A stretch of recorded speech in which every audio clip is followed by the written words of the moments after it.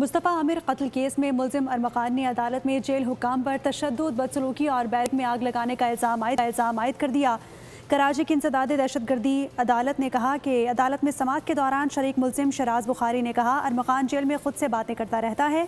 शराज ने दरख्वास्त ज़मानत दायर करते हुए मौक़िफ़ इख्तियार किया कि उसका इस मामले से कोई ताल्लुक नहीं, जिस पर अदालत ने नोटिस जारी कर दिया। दूसरी जानिब अरमकान के वालिदा ने वकील सफाई पर अदम एतमाद का इजहार करते हुए वकील तब्दील करने की दरख्वास्त कर दी। अदालत ने मज़ीद समाअत मुलतवी कर दी।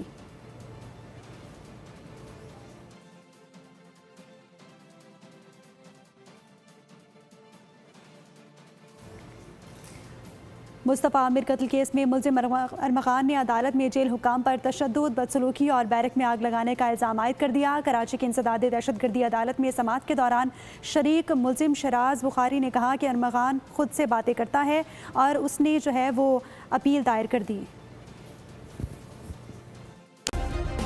सब्सक्राइब करें और बेल दबाएं ताकि कोई खबर रह न जाए।